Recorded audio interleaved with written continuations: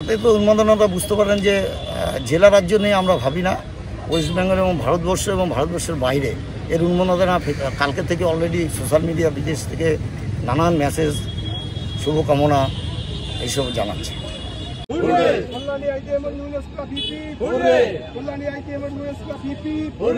ব্যাংককের অরুণ মন্দির তার প্রথম প্রস্তুতি পর্বের কাজ শুরু হয়ে গেল। দেখতে পাচ্ছ এখান থেকে পুজোর জন্য মাটি সংগ্রহ।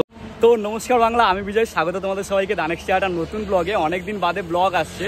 তো ফাইনালি আজকে হচ্ছে 23শে মে, আর আজকে আমি কোথায় যাচ্ছি অলরেডি তোমরা থাম্বনেল দেখে বুঝতে পেরে গেছো। হ্যাঁ, আমি যাচ্ছি কল্যাণী আইটিআই মোড়ে। তার কারণ হচ্ছে এই বছর কল্যাণী আইটিআই মোড়ে যে পুজো প্যান্ডেল হতে চলেছে তার আজকে খুঁটি পুজো। তো সেই খুঁটি পুজো কভার করতে যাচ্ছি। তো চলো আর বেশি কথা না বলে অলরেডি আমি বেরিয়ে পড়েছি। এখন আছি আমি ঠিক মগরা যাওয়ার পথে। ফাইনালি আমি যাচ্ছি।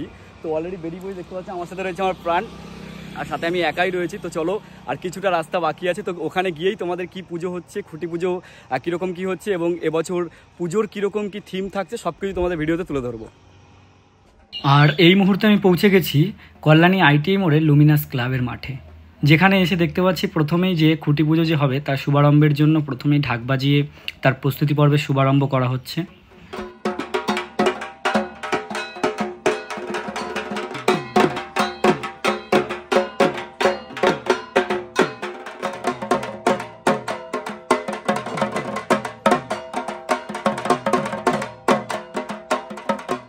আর লুমিনাস ক্লাবের এবছরের 32তম বর্ষ, আর এই 32তম বর্ষে আজ হচ্ছে খুঁটি পুজো।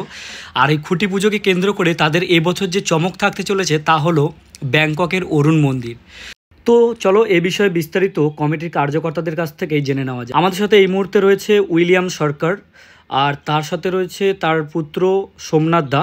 তো চলো এক এক করে আমরা বিস্তারিতভাবে পুজো কমিটির কার্যকর্তাদের থেকেই জেনে নিই যে কি হতে চলেছে এবছর তাদের চমক। অরুণ মন্দির, সেটা এখানে কতটা বিভ্রান্ত বা শখ? দেখুন, আমরা বিগত 2 বছর আমরা টাওয়ারের মাধ্যমে গেছিলাম।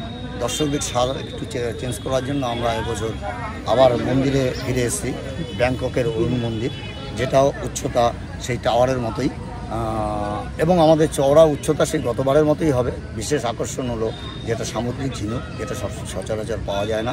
সে লক্ষ লক্ষ ঝিনুক আমরা এবার সেই ঝিনুকের কারুকার্য দিয়ে আমরা এবার মণ্ডপটি উপহার দেব, ভেতর এবং বাইরে। তার সঙ্গে আমার প্রতিমা একটা চমক থাকছে, সেটা আমরা পরে চমকটা ঘোষণা করি। আশা করছি গত বছর থেকে এবছর দর্শনার্থী আরও ছাপিয়ে যাবে, কারণ দু ধরনের দর্শনার্থী আসবে, টাওয়ার এবং মন্দির।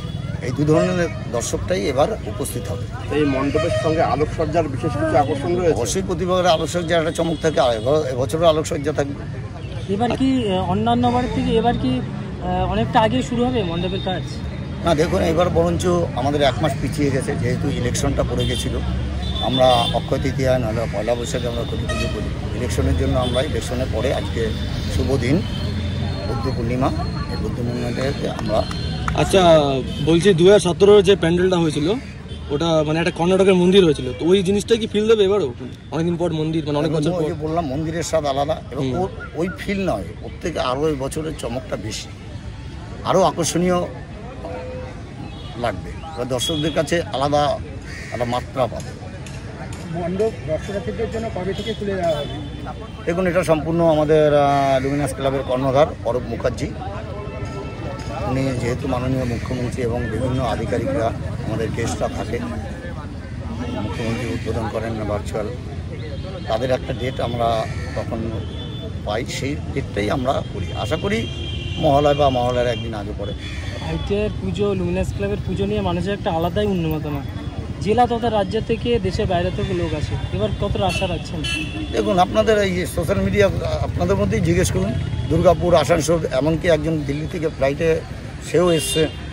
তো তাতে তো উন্মাদনাটা বুঝতে পারেন যে জেলা রাজ্য নিয়ে আমরা ভাবি না, ওয়েস্ট বেঙ্গল এবং ভারতবর্ষ এবং ভারতবর্ষের বাইরে এর উন্মাদনা কালকে থেকে অলরেডি সোশ্যাল মিডিয়া বিদেশ থেকে নানান মেসেজ শুভকামনা এইসব জানাচ্ছে। আচ্ছা, বলছি প্রতি বছর মানে ইউটিউবারদের মানে অনেকগুলো প্যান্ডেল কভার করতে হয়, তো এখানে অনেক লেট হয়ে যায়, মানে প্যান্ডেল যখন অনেক ভিডিও করা থাকে, তো ইউটিউবের জন্য কিছু একটা ব্যবস্থা রয়েছে যখন প্যান্ডেল থিমটা শুরু হয়ে যাবে? এটা যখন পুজোটা আমরা কমপ্লিট করি আমাদের ক্লাবের হাতে তো থাকেই, কিন্তু প্রশাসন পুরো ব্যবস্থা নয়, এত লক্ষ লক্ষ কোটি কোটি দর্শক হয়, তখন প্রশাসনের হাতে পুরো চলে যায়। তারা যেইভাবে প্ল্যানিং করে আমাদের সেইভাবেই চলতে হবে। ধন্যবাদ। লুমিনাস ক্লাবের এই 32তম বর্ষে দুর্গাপুজোর প্যান্ডেলের কাজ এই খুঁটি পোতা মধ্যে দিয়ে, অর্থাৎ এই বাঁশের খুঁটিটা পোতার মধ্যে দিয়ে শুরু হতে চলেছে। আর শুরুতেই দেখতে পাচ্ছ এই যে বাঁশের খুঁটিটা আছে সেটাকে একটা ভিজে গামছা বা ভিজে ন্যাকড়া দিয়ে ভালোভাবে তার গায়ে লেগে থাকা সম্পূর্ণ ধুলোকে ক্লিন করা হচ্ছে এবং পরিষ্কার করে নিয়ে এবং এটাকে খুঁটি পুজোর জন্য প্রস্তুত করা হচ্ছে। তার সাথে সাথে সম্পূর্ণ মুছে নেওয়ার পরে আমরা দেখতে পাচ্ছি যে এই খুঁটিটাকে আবার গায়ে লেগে থাকা তার যে জলগুলো সেটাকে একটা শুকনো গামছা দিয়ে পুরো মুছে নিচ্ছে। একদিকে যেমন বাঁশের খুঁটিটাকে সাজানোর কাজ চলছে, তেমনই অন্যদিকে দেখতে পাচ্ছ প্যান্ডেলের ঠিক একটা ছাউনি করেছিল তার ভেতরেই এই যে খুঁটি পুজোর তার প্রস্তুতি চলছে। তার সাথে সাথে দেখো প্রয়োজনীয় যে ফলগুলো সেগুলো তারা এখানে বসে কেটে নিচ্ছে, এবং কারণ প্রসাদের জন্য। আর উপরে রয়েছে মালা, যে মালাগুলো দিয়ে বাঁশটাকেও সাজানো হবে এবং পুজোর জন্য প্রয়োজন হবে।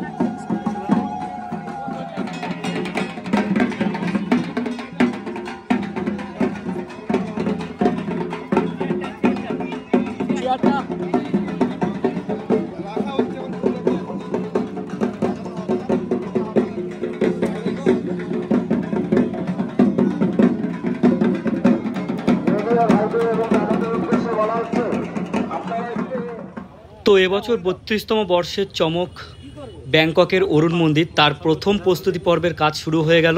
দেখতে পাচ্ছ এখান থেকে পুজোর জন্য মাটি সংগ্রহ করা নেওয়া হচ্ছে। আর যারা যারা ভিডিওটা দেখছো সবাইকে বলবো ভিডিওটা প্লিজ একটু শেয়ার করে দাও সবার কাছে। আর ভিডিওটা যদি ভালো লেগে থাকে অবশ্যই চ্যানেলটাকে সাবস্ক্রাইব করে নিও। যারা ফেসবুক থেকে দেখছো অবশ্যই পেজটাকে ফলো করে নিও, কারণ এবার যে আমাদের লুমিনাস ক্লাব অর্থাৎ ITI মোড়ের যে ব্যাংককের অরুণ মন্দির হতে চলেছে তার সমস্ত আপডেটটা তোমরা আমার চ্যানেলেই পেয়ে যাবে। তো সমস্ত আপডেট পেতে অবশ্যই চ্যানেলটাকে সাবস্ক্রাইব করে নাও। ভিডিওটা ভালো লাগলে ভিডিওটাতে অবশ্যই একটি লাইক করো এবং তোমার মতামত তুমি কমেন্টের মাধ্যমে জানাতে পারো। তো দেখা হচ্ছে তোমাদের সাথে পরবর্তী ভিডিওতে, তত সময়ের জন্য বাই।